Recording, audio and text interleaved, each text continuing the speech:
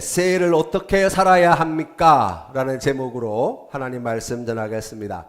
오늘은 2025년 우리 새해 첫 번째 주일입니다. 신년 감사 주일입니다. 안타깝게도 새해가 왔습니다마는 나라가 지금 큰 슬픔과 또 분노로 매우 혼란스러운 상황 가운데 있습니다. 우리가 이러한 시대의 현실을 보면서 하루빨리 이 혼란과 이와 같은 슬픔이 가시기를 바라는 마음은 온 국민의 한결같은 마음이라고 이야기할 것입니다. 그런데 이런 슬픔과 혼란이 우리의 삶에 발생하게 되었을 때 그리스도인인 우리는 어떻게 감당해야 되는가? 라고 이야기한다면 여러분, 이러한 때에 우리가 어떻게 세상에서 소금으로 또 빛으로서의 역할을 잘 감당할 수 있는지 우리가 정말 진지하게 고민해 보고, 그리고 그 귀하신 하나님의 뜻을 분별하고 그 뜻에 순종함으로 실천해 가는 것, 바로 그것이 너무나 필요한 때라고 생각합니다. 우리가 오늘 성경 말씀을 보았던 이 21장의 말씀은 15장부터 시작되는 욥과 세 친구의 두 번째 이야기의 결론 부분에 해당되어집니다. 그 내용을 살펴보면 앞서 보았던 엘리바스와 그 친구들의 이야기하고 있는 내용들이 거의 비슷하게 반복되고 있다는 것을 알게 됩니다. 그런데 그 어조가 매우 강경하게 바뀌어가고 있고, 엘리바스와 그 친구들은 지금 매우 화가 나 있는 상태로 지금 욥을 대하고 있다는 것을 볼 수 있습니다. 왜냐하면 이 엘리바스와 세 친구들이 지금 고난 가운데 빠져 있는 이 욥을 위해서 이러한 말 저러한 말들을 해주고 있는데 욥이 도저히 그들의 이야기에 귀 기울이지 않고 수긍하지 않기 때문입니다. 생각 같아서는 욥이 그와 같은 친구들의 말을 듣고, 그래, 내가 하나님 앞에 뭔가 잘못한 것이 있나 보다, 내가 그렇게 회개할게, 용서를 구할게, 그러면 이 친구들의 마음도 한결 가벼울 것입니다. 그러면 그 다음에 이 친구들이 할 수 있는 이야기들은 이런 이야기들일 거예요. 그래, 네가 이제 하나님 앞에 그렇게 마음을 다해서 하나님 앞에 자신의 죄를 뉘우치면 하나님께서 다시 이렇게 세워주실 거야. 네 시작은 미약하지만 나중은 심히 창대하게 해주실 능력이 하나님께 있잖아. 우리 조금만 더 힘내보자. 그러면서 필요한 뭐 없나 도와주고, 그러면 거기에 대해서 욥이 고맙게 생각하고, 그러면 훈훈하게 이야기가 마무리될 것 같은데 욥은 눈꽃만큼도 이 친구들의 이야기를 받아들일 준비가 되어 있지 않습니다.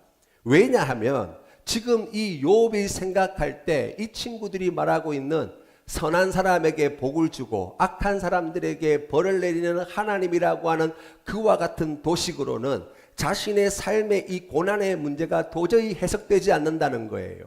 뿐만 아니라 오늘 21장 말씀에 나와 있는 자기가 살고 있는 세상의 부조리함, 그러니까 악인들이 오히려 떵떵거리며 잘 먹고 잘 살더라는 거예요. 그와 같은 현실의 문제에 대해서도 어떠한 해답도 되어지지 못한다는 것이 욥이 이야기하고 있는 바라고 할 수 있습니다. 여러분, 가까이 있는 사람이 정말 이렇게 괴로워하고 힘들어하고 눈물 흘리며 그렇게 고통스러워하는 것을 보고 있으면 우리 마음 가운데 제일 먼저 드는 생각이 무엇입니까? 어떻게 하면 이 고통을 빨리 끝낼 수 있을까를 생각합니다. 왜냐하면 이 고통은 그의 고통임과 동시에 그것을 지켜보고 있는 나에게도 너무나 힘든 시간이 되기 때문이에요. 그래서 욥의 친구들이 처음 왔을 때도 마찬가지였죠. 욥의 그런 끔찍한 참상을 보고 이 친구들은 무려 일주일 동안이나 곁에서 아무 말 하지 못한 채 자리를 지켰습니다. 그런데 일주일이 지나고 난 뒤부터 이제 이 친구들이 욥에게 조언, 충고를 하기 시작합니다. 그 일주일의 시간이 의미하는 바가 무엇이냐라고 이야기하면 욥을 지켜보면서 이들이 겪었던 고통, 이들이 겪었던 아픔을 견디는 한계가 바로 그 일주일이었다는 것을 이야기한다고 할 수 있어요. 그래서 이 욥에게 이 고통에서 빨리 벗어날 수 있는, 그리고 그것은 곧 자기가 겪고 있는 이 고통의 짐을 빨리 내려놓을 수 있는 비결들을 가르쳐 주는데 그것이 무엇입니까? 하나님한테 무조건 잘못했다고 빌어라. 네가 뭔가 잘못한 것이 있으니까 이런 고통을 당하는 것이 아니냐라는 것이었고, 욥은 그러한 친구들의 이야기가 전혀 마음에 와닿지 않아서 끝내 그 친구들의 제안을 거부하고 끝까지 하나님 앞에 자신의 주장을 굽히지 않는 욥의 모습을 바라봅니다. 여러분, 고린도전서 13장은 사랑장으로 알려져 있습니다. 우리가 너무나 사랑하는 말씀이지요. 거기에 보시면 사랑이 무엇이냐라고 이야기할 때 제일 먼저 우리에게 사랑은 이런 것이다 라고 가르쳐주는 내용이 무엇입니까? 사랑은 오래 참는다는 것입니다. 여러분, 이걸 다르게 이야기하면 사랑은 오래 참는다는 말은 오래도록 고통을 겪는다는 말이에요. 그러니까 여러분, 우리가 누군가를 사랑한다는 것은 오랜 시간 동안 고통을 겪겠다는 뜻을 함께 내포하고 있는 말이라고 할 수 있습니다. 여러분, 사랑을 해야 우리가 함께 할 수 있지요. 사랑을 해야, 그래야지 우리가 하나님께서 기뻐하시는 귀한 삶을 살아갈 수 있습니다. 그러니까 누군가를 위해 오래도록 고통을 겪으며 살아가는 삶, 이것이 사랑이라고 이야기한다면, 여러분, 우리가 살아가는 삶에서 무엇인가를, 누군가를 사랑한다고 이야기한다면, 여러분, 우리의 삶에 반드시 무엇이 찾아온다고요? 이 고통과 고난은 필연적이다라고 말할 수 있는 거예요. 동행하다는 이야기를, 동행하다라고 하는 영어 단어의 의미를 찾아보면 여기에는 동행하다라는 말과 함께 반주하다라는 뜻도 함께 가지고 있어요. 그러니까 가수가 노래를 부를 때 가장 자기다운 감정과 느낌을 실어서 가사를 선율에 잘 담아 부를 수 있도록 돕는 사람이 누구예요? 반주자거든요. 그러니까 지금 가수가 자기 노래를 잘 부를 수 있도록 돕는 사람이 바로 반주자라고 이야기할 수 있는데, 우리가 누군가를 사랑한다는 것이 그와 같다는 거예요. 그가 가장 자기다운 모습으로 살아갈 수 있도록 돕는 것, 그것이 사랑하며 살아간다는 것이고, 그 길은 어떤 길이라고요? 고통을 오래도록 겪어야만 하는 길이라고 성경은 이야기합니다. 우리 하나님께서 우리를 그렇게 사랑하셨습니다. 하나님은 우리의 죄의 문제, 죽음의 문제를 해결하시기 위하여 그의 독생자이신 예수 그리스도를 이 땅에 보내십니다. 우리 예수님께서는 이 땅에 오셔서 자기가 겪지 않아도 될 온갖 수모와 조롱과 멸시와 고난과 고통과 죽음까지도 당하시죠. 왜 그렇습니까? 우리 예수님의 별명이 무엇입니까? 임마누엘의 하나님.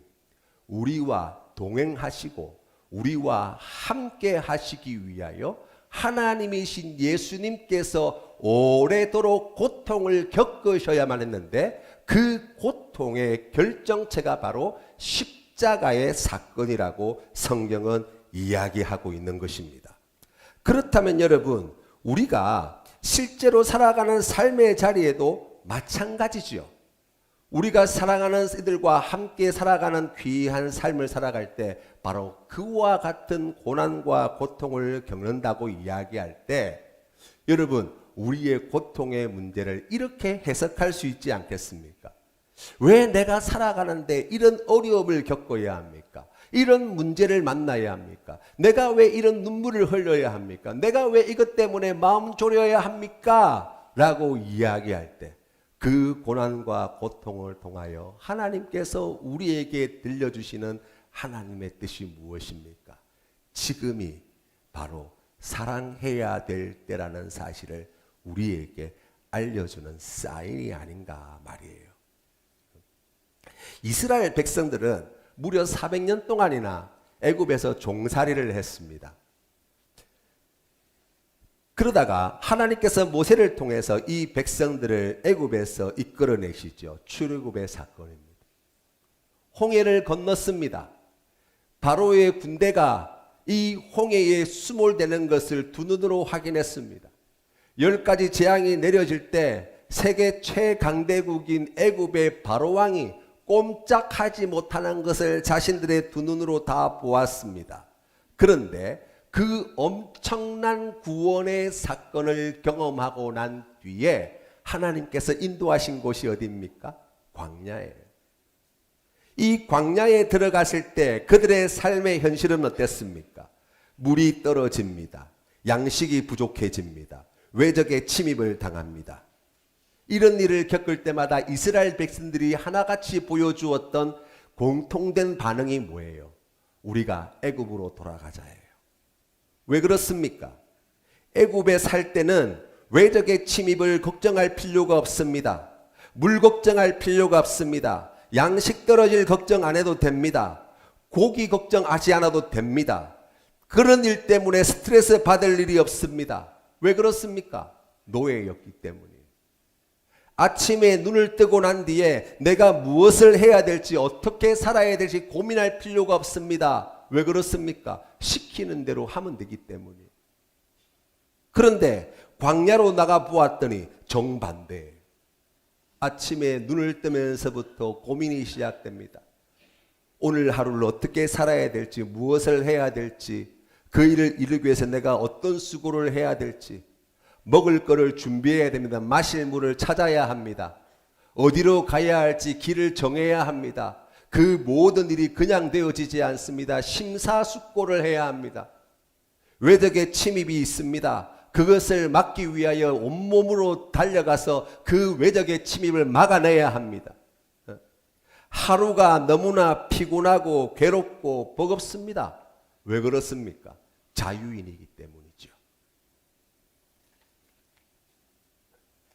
사랑하는 성도 여러분, 2025년이 밝았습니다.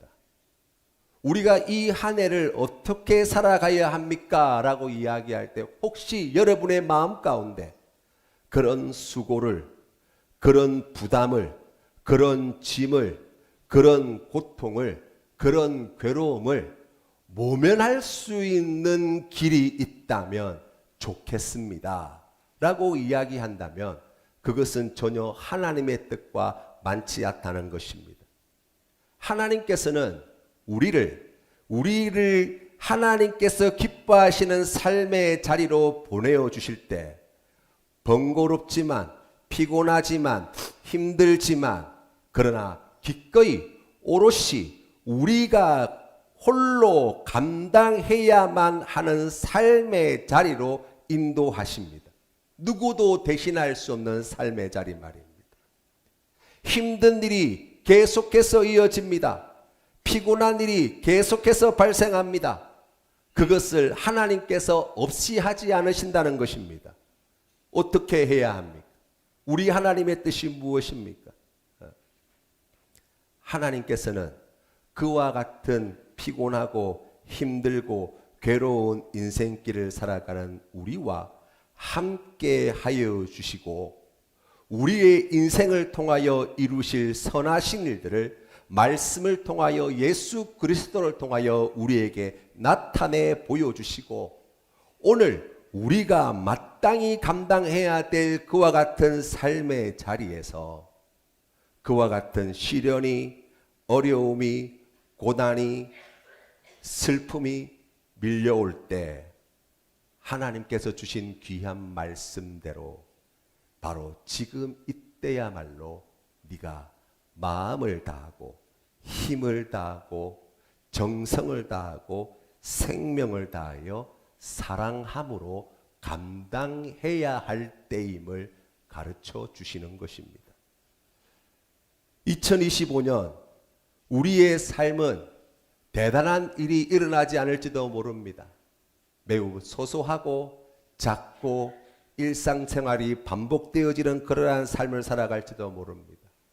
그러나 그와 같은 삶의 자리를 허락하신 하나님의 뜻을 깨달아 우리가 마음을 다하여 정성을 다하여 힘을 다하여 우리가 하나님을 사랑하는 마음으로 우리에게 주어진 이 일을 최선을 다하여 감당하기 위하여 몸부림친다면 하나님께서 그 귀한 삶을 통하여 하나님의 선하신 일을 이루어내실 뿐만 아니라 하나님께서 우리에게 주시고자 하시는 귀하고 아름답고 영광스러운 그 모든 은혜와 복을 누리는 복된 길로 인도해 주실 줄 믿습니다. 사랑하는 성도 여러분, 두려워하지 마십시오. 죄와 죽음의 문제는 예수 그리스도께서 이미 십자가에서 다 해결해 주셨습니다.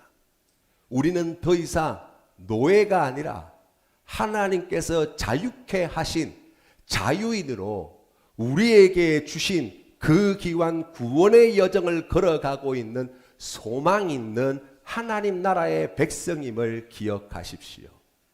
힘들 때, 아플 때, 괴로울 때 왜 나에게 이런 어려움을 주십니까? 왜 내가 이런 고통을 당해야 합니까가 아니라 지금 하나님이 나에게 사랑을 말씀하시는구나. 그 뜻을 깨달아 우리가 온 마음을 다하여 사랑하는 마음으로 우리의 삶을, 우리의 지체를, 우리의 가정을, 우리 나라를, 우리 교회를 사랑으로 품어 안고 섬기며 나아갈 때 하나님께서 행하시는 놀라운 역사의 주인공이 되어지는 은혜를 반드시 허락해 주실 줄로 믿습니다.